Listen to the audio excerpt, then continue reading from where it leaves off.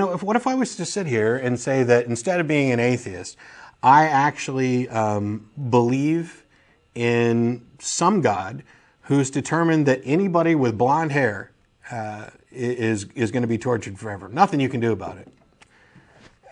Wouldn't I just, obviously we look at that and say that's immoral. Therefore, that God's position is immoral. And I'm immoral for following that God.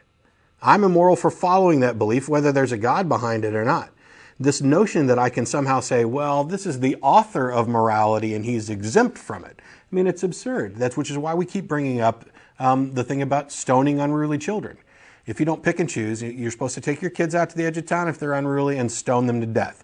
Every decent person in modern society would recognize and admit, except for those who think that I'm trying to trick them, that is an immoral action, that we don't need to kill unruly children. And even if we did, stoning in particular is a very nasty way to kill somebody. I mean, we don't even put criminals, murderers to death, in that way. We got injections or something else. But everybody would reject that.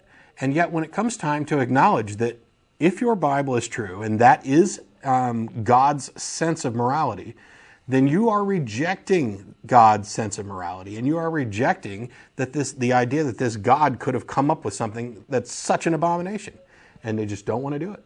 Yeah. It must, there's we can't understand it. God works in mysterious. No, the God of the Old Testament is a prick. He is a little egomaniac who runs around killing people. I've picked out my favorite clan, and we're going to make sure that they conquer the world. And we're going to, oh, by the way, when you go over there and kill all those people, kill all the men, kill all the boys, kill all the women who have known men, but keep all the young virgin girls for yourself. But you have to turn a portion of them over to the church. I mean, I love that they call in and, oh, that was the Old Testament. That was the Old Testament. Whose name is mentioned more times in the New Testament than anybody else's? Moses. And Jesus refers to Moses. There's a reason why your Bible comes with an Old Testament and New Testament. You can't have the fulfillment of Old Testament prophecy in the New Testament if you shrug it away.